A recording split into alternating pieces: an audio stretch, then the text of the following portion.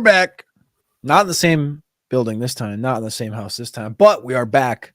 Live, live. Mr. Matty Kiwoom, somewhere down there in Cajun country, eating some crawfish enchiladas, something the greatest thing maybe I ever did here. I wish I was down there with you. Lafayette, Louisiana, my friend. Cajun food for lunch, Cajun food for dinner. It was fantastic. So good, dude. So fucking good. The home of Dustin Poirier. Yeah. I hung out with him earlier, actually, matter of fact. I got my hair cut like him and everything. Hopefully you didn't fight him. You get the arm tattoo, you got the sleeve like him. Nah, I can't do that, dude. He'll knock me out. Just boom, one quick one. Oh, big show. Big show tonight, boys and girls. We appreciate you guys tuning in, tapping in here on the Hurdle, part of the South Harmon Fantasy Football community and channel. We're going to keep on crushing. We're going to keep on eating. Matty Kim, we're through into week 8. Crazy. And we had a couple of big matchups. Minnesota Vikings take on Detroit, and the Houston Texans take on Green Bay. Both matchups inside of our top 10. We just had another top 10 matchup, and I'm referring to them this way because it exhilarates me to say top 10 matchup like it does in college football when we see these big matchups, right? We had the Washington and the Baltimore game last week, or such 2 weeks ago. Then that's last week, like I said, Detroit, Minnesota, Green Bay, Houston. The hurdle ratings the last 2 weeks have been stagnant. It's been Minnesota at 1, Kansas City at 2, Detroit at 3, Baltimore at 4, Houston at 5. Pretty straight through the top 5. It's been the same. But there is always got to be change. And the change is that the Kansas City Chiefs are now a consensus number 1 team in the NFL. Should always been. Matty was there, number 1 overall. He's had him there since the inception of the hurdle ratings. I finally bumped him to 1 because Minnesota lost. I still was very impressed with Minnesota. I'd love to hear what you think about them. But number 2 is now Detroit. So Detroit vaulted Minnesota. Of course, Minnesota falls down to 3, but those are still your top 3 teams. Before we had it Minnesota, KC, Detroit. Now we have it Minnesota, Detroit. Kansas City, Detroit, Minnesota. First things first, top down thoughts. Kansas City, Detroit, Minnesota. It was weird because I said on this very show when we were together in Charleston that the winner of the Vikings-Lions matchup was going to be my number 1. That wasn't the case. What ended up happening was the fact that the Kansas City Chiefs go to San Francisco and take care of business. They lose Juju Smith-Schuster on like the first drive. Kelsey is a straight 0, and they still win. They are anti-fantasy, but they are, they are just full steam ahead. They are in absolute crush mode, running the ball 20-something times with Kareem Hunt, 2 touchdowns from the 95-year-old running back. It's just too impressive. And as impressive as the win for Detroit was and how good Minnesota did look, I think Minnesota should absolutely still be there. I do have a question about Minnesota and a rumor that floated today that I'd love to get your thoughts on in terms of just our 1, 2, 3 in the hurdle rankings. Man, the Kansas City is just tough to knock them off their throne. Undefeated, the only undefeated team in the league, taking care of business and handing an absolute beatdown to the Niners. Very impressive. You know, I'm a razor's edge from putting Detroit number 1. And For sure. I felt due process to just put Kansas City up there. I did have this is the weird thing is I did have Detroit 2 and Minnesota 1 the last 2 weeks. And I think properly I should have put Detroit 1 because they beat the number 1, right?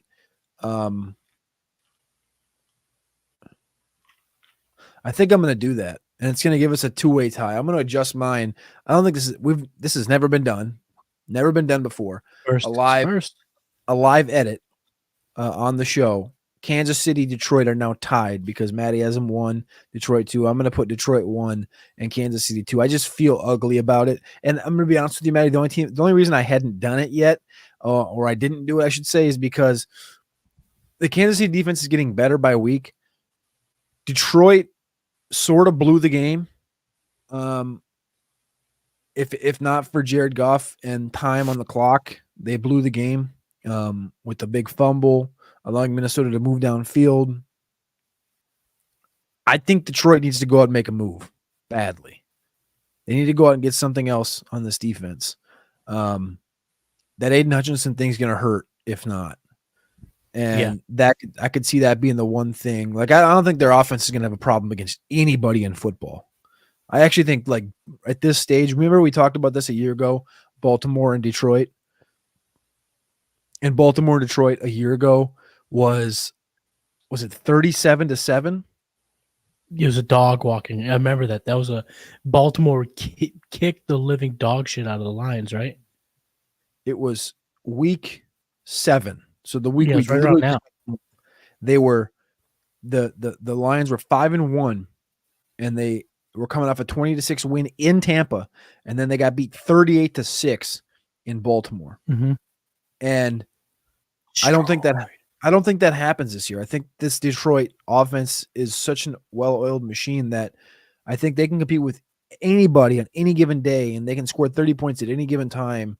I talked about it, I think, this morning with Fizz, that Jared Goff is 4th right now in the NFL MVP odds, and there's no reason that Patrick Mahomes or Josh Allen should be ahead of him right now in odds.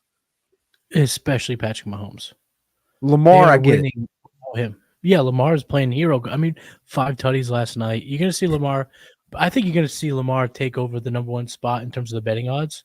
That's what he already is.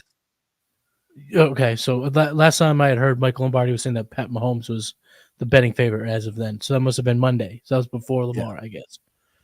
But yeah, Lamar went crazy last night. But Goff is he's just so surgical right now. He's just so dialed in, and the offense is fantastic. The thing about the Lions that I'm so intrigued is the two biggest competition, the 2 best teams from the AFC, the Ravens and the Chiefs, are uniquely built to beat them because they can have long, sustained runs, because they can run the football, they can convert on 3rd down, they have mobile quarterbacks to move the chains, and the Lions are going to be lacking that pass rush. Now, rumor had it, of course, everyone put Hassan Reddick to the Lions. I never thought that was to be the case. You don't bring in Drew Rosenhaus to not get a deal done. They got a deal done. I'm asking you right now, who should the Lions go after, and who do you think they'll go after? I don't know. I mean, you know who they should go after. They should go after Max Crosby. As far as who they, in reality, are likely to go after, I'm gonna be honest with you, I haven't even fully looked at like the edge free agents for next year. So I can't even go off surface.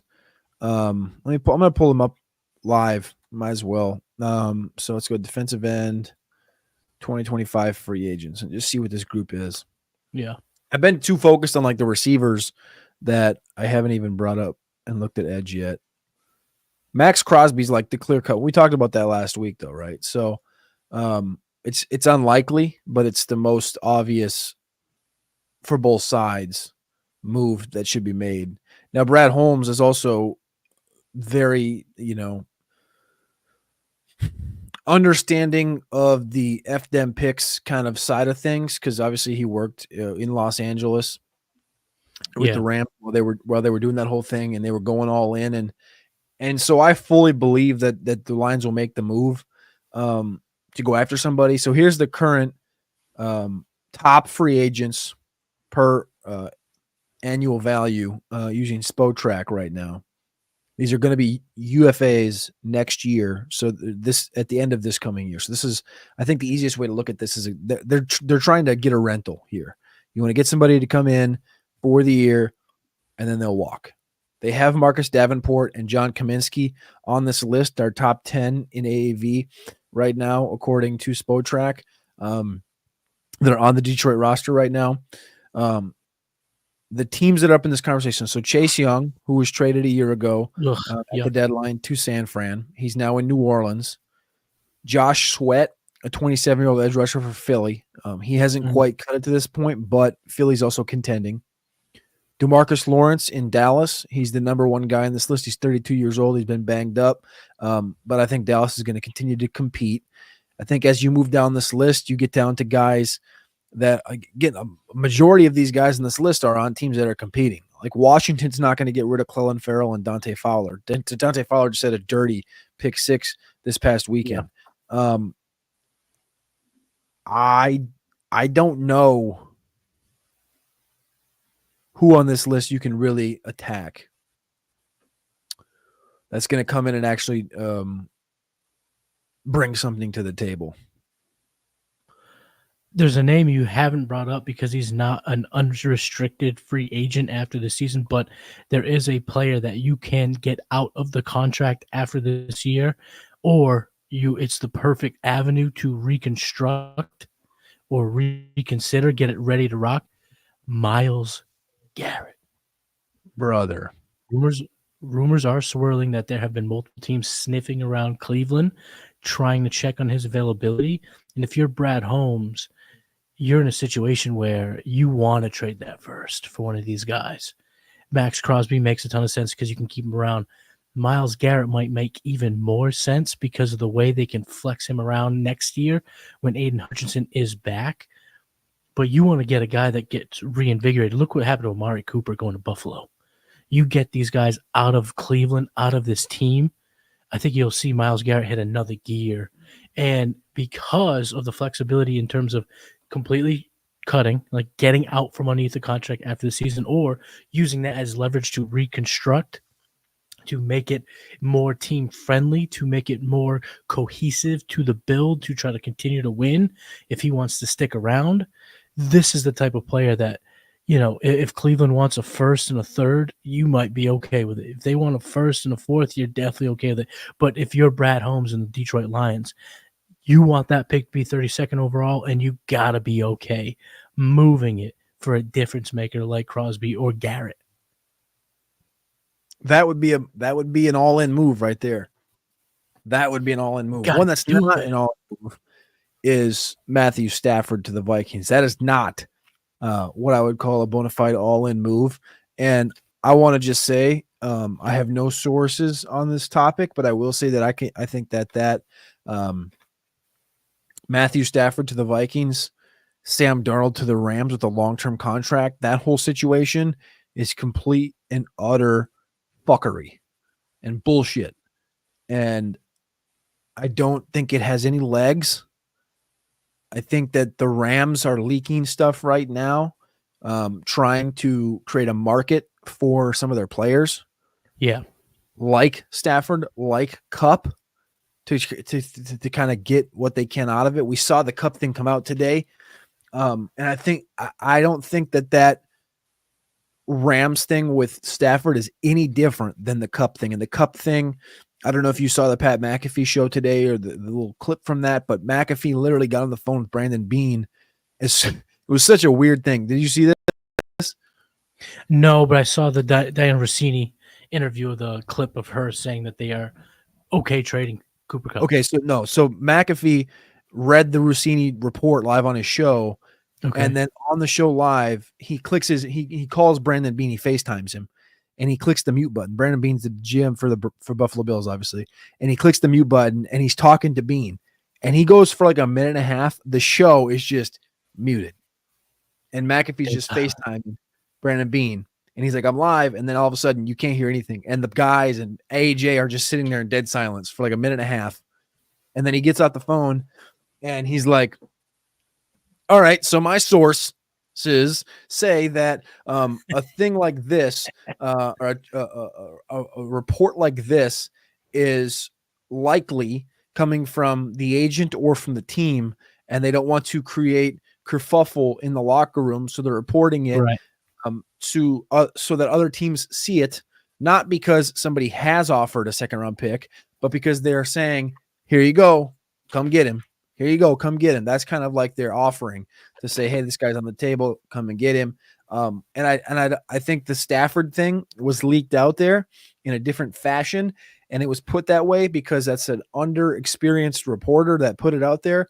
and I have respect for Jack. I know he works at BDGE, or not. He not works. He partners with BDGE.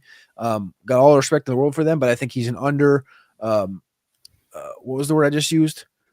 Underachieves at green. He's a Essentially green, reporter. not underachieved. I didn't mean to underachieve. I just meant No, like I know what you meant though. he's very young and he's not really in that space. And I Mhm. think that maybe somebody leaked something to him and he just put it out the wrong way. Now they might have used Minnesota as an example, or said maybe that they're wish casting that they could get a guy like Sam Darnold to come in, because I don't think that they want to go for a rookie. I think they want to bring a vet in. I just think it was explained wrong and reported wrong. And so now everyone's going with it and going, this is complete bullshit. This is garbage. I don't think it's complete garbage. I think it's wrong that the Vikings were referenced in it, because I think the Vikings are all in on Sam Darnold. They're going to die on that sword. That's just how Minnesota works. So, yeah, I think the Stafford thing to Minnesota is complete bullshit, but I do think that the idea of moving Stafford has legs. I just don't know where he would go. I just don't know who would want him. And I don't mean that as like a disparaging comment on him, but at this stage of your career, mid part of the season, I have a really tough time finding a spot for Stafford to go. Like where would make sense? Vikings to me, if like let's just say that Sean McVay does fancy himself some Sam Darnold, why not wait till the offseason and just make a move then? Why make the move now? I don't really get it. I don't like, do you think that Stafford beats the Lions this past weekend? I don't. I think it's kind of the same. I think there's only one spot for him. And it's Miami. Tua's coming back though, isn't he? Sure.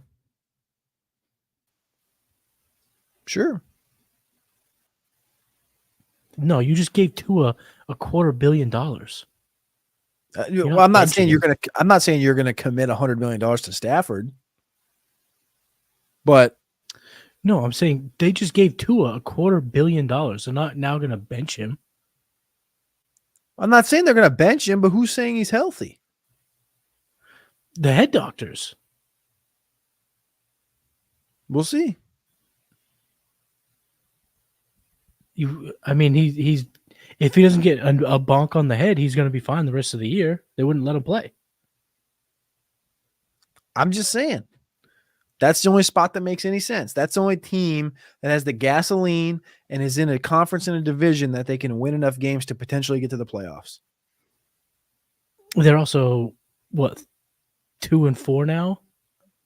They're 2-4. They're not 2-5. They're 2-4. A lot of these teams are sitting here at 2-5. 2-5 is a lot different than 2-4, right? You're coming off 2-4. You're coming out of a bye.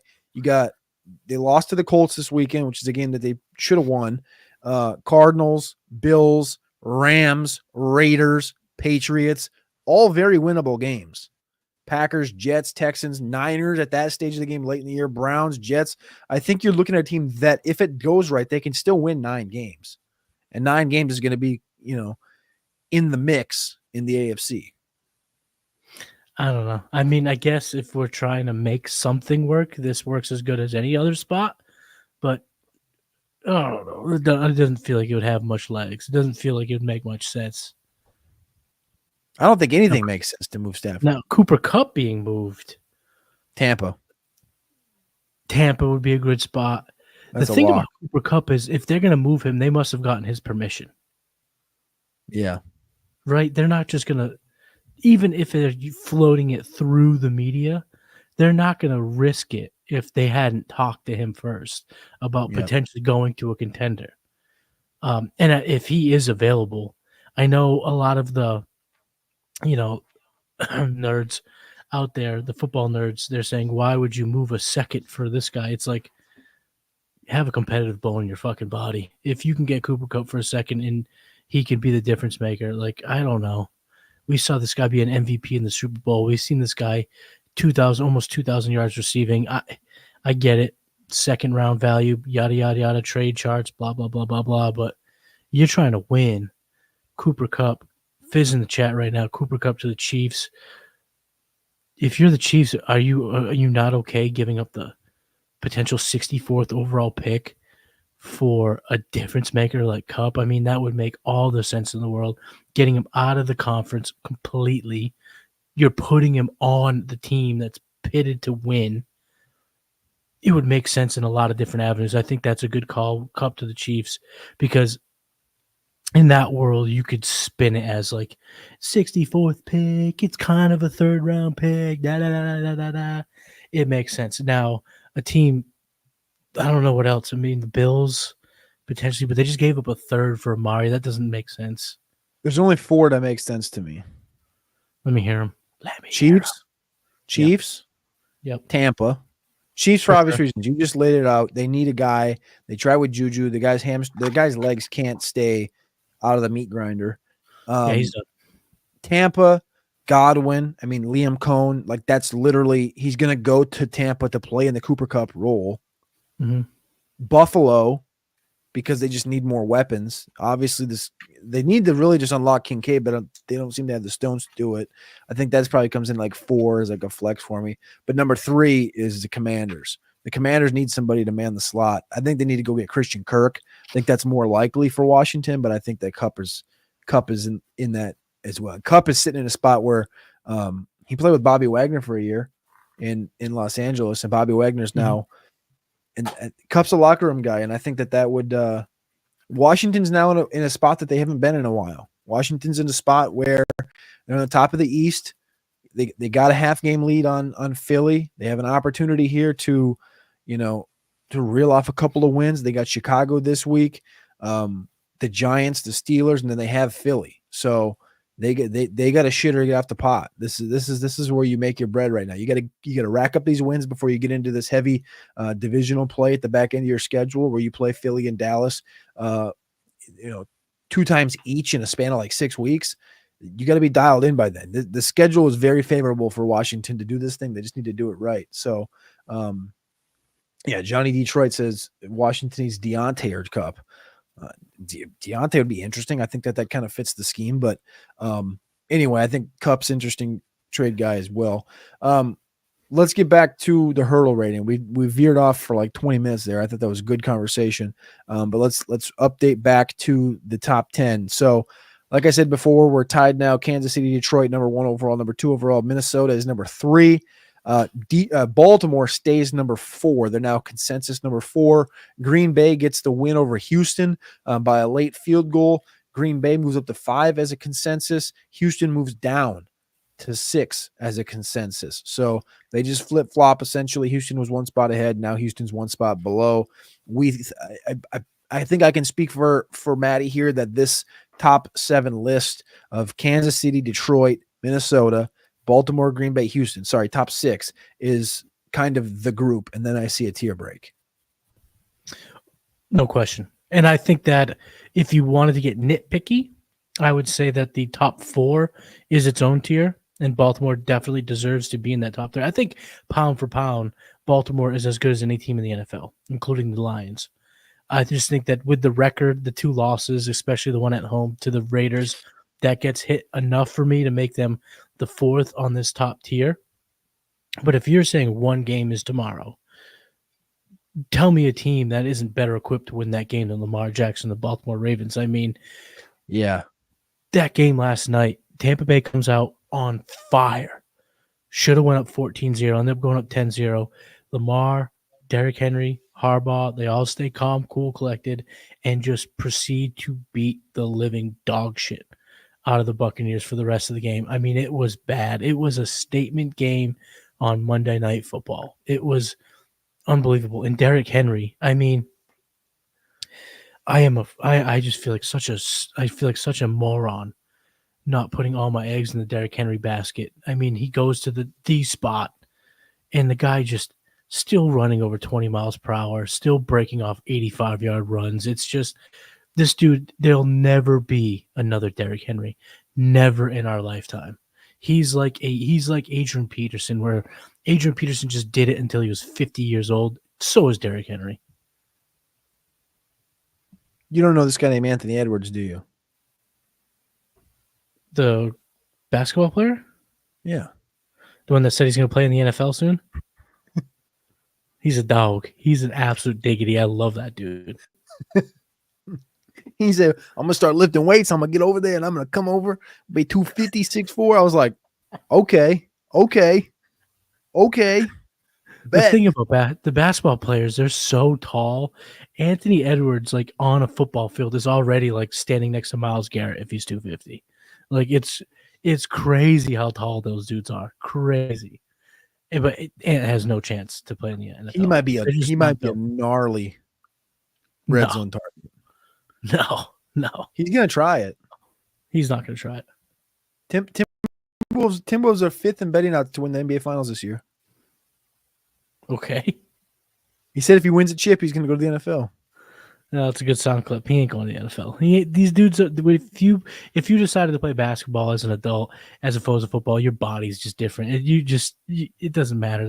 These dudes are freak athletes just on different avenues, just built to either be bouncy or built to just smash. And you can't cross over.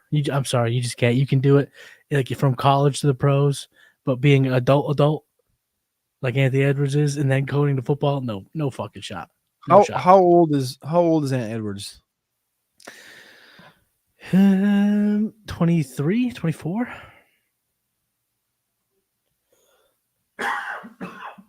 23. He just turned 23 in August. Julius Peppers played basketball through college and was 22 his rookie year. So it would need to happen like ASAP, like this year. Next year. And no, not even that. He would have to quit this year, spend a year getting geared up for it, and then make it. I can't disagree with you there, but I do think his body from where it is right now, like if he had an off season, I think an off season, like if they win the chip this year, actually no, because the NBA Finals is in what, June? June, yeah. It's like timing is just gone. Yeah, right. And listen, and the thing is, like, no, it's just he'd have to quit now, build for just that, and then what is he? Is he going to be a D end? No, he's either going to be Cam Chancellor or a tight end. Yeah, he's got the bounce, he's got the tenacity. I mean, he's the man for saying it. Ant Edwards is. He's fucking awesome. Who doesn't love Ant Edwards? I mean, if you watched Starting Five on Netflix, the opening line for him was straight up, I don't look up to anybody in the league. Like, I love that dude. I mean, he's a dog. I love Anthony Edwards, but jumping to football, come on. I don't know. These dudes are like, if he wants to go to the AAFL or the XFL, sure. He's not doing that. He wants to go cover Jefferson. But okay, answer your question here. Derek, there will never be another Derrick Henry. I'm gonna go out on a limb here. You're gonna have no idea who this kid is. Michael Terry, Alamo Heights in San Antonio right now. He's a high schooler. We lost him. He shut the computer on us. Matty Kiwoom shut the computer on us. He said, no dice. He said, no dice. That's Michael Terry. What? 6'3", 216 pounds. He plays quarterback, running back, receiver, and tight end right now. Dude. You think I'm kidding? I'm looking him up right now. I see him. He's still way smaller than Derrick Henry was in high school. Derrick Henry was like 225, built like a bulldozer. What was Derrick Henry's? I mean, I remember his high school stats were donkulous, but what was his weight? I wonder if they do have Derrick Henry's weight. Oh my God, there's no way this is right. What does it say? Are you looking at his 247? They definitely updated this thing. This says he was 6'3", 243. I wouldn't doubt it. Go look at. I mean, look at him in high school. I know, but he's a monster anyway. But I don't. 243, man. He's like. There's no way he didn't gain. Like, that would infer that he gained like no weight at Alabama and. Dude, what a god! What a god, bro. God. And we've talked about this on a previous show. They talked about it on Pardon My Take. I think it was a great topic of conversation. Derrick Henry might be the last fucking Hall of Fame running back ever. Unless they move the goalpost. Because at this point, like, Jonathan Taylor is never going to put together a healthy streak like Derrick Henry to rack up the yards. Yeah. McCaffrey has a chance, no doubt. But he's going to have to bounce back for a second time. You know, Derrick Henry's he might be the last of the Mohegans, man. This is a great comment right here. Jeff says, Henry's once in a lifetime. He only eats seeds, so his strength grows. That's a fantastic. Shout out, Chef. Shout out, Chef. All right. You thought I was kidding, though. It's Michael Terry's then got the next opportunity. I'm just kidding. That's too much. That's too much to put on his shoulders. All right. So our top 6 right there: Kansas City, Detroit, Minnesota, Baltimore, Green Bay, Houston. After that, we'll finish it out here with just a small conversation, because I think that Buffalo, Washington, and Philadelphia are our next guys in line, and we're pretty consensus across that. The only one thing that comes up here on the blip of the radar, blip, the one thing that stands out amongst this whole ranking, we ranked 23 damn teams. I think Matty forgot the purpose of the hurdle rating was to eliminate teams, not add teams. I feel like we're adding teams. I added two. We got 23 teams ranked here. And if you're wondering, 20, 21, 22, 23 is Denver, Jets, New Orleans, Arizona. All right, number 11, the last team we'll talk about here. This is the one blip on the radar. Matty Kiwoom has the Chicago Bears, number 7. The first team outside that top 6 we just talked about. I have them 14. Again, the weather is starting to change in the Midwest. It's almost Halloween. Will that have something to do with Chicago's success? Matty Kiwoom says they're the 7th best team in football right now. They haven't exactly done anything. They had a bye this week, and Matty moved them up 2 spots from 9 to 7. San Francisco dropped below, and who's the other team that dropped below? Washington. Tampa. Oh, Tampa might already been below, actually. Tampa you had below already. Washington and what did I just say? I don't know. Washington, and then you said Buffalo. No. Buffalo. No, it wasn't Buffalo. Who did you just say? I'm staring right at it and I can't read it. Washington, San Francisco. Sorry. San Francisco, I mean, look at the injuries. They're just piling up. The team just has so much going against them. Super Bowl fatigue, injuries up the wazoo, up and down play from their quarterback.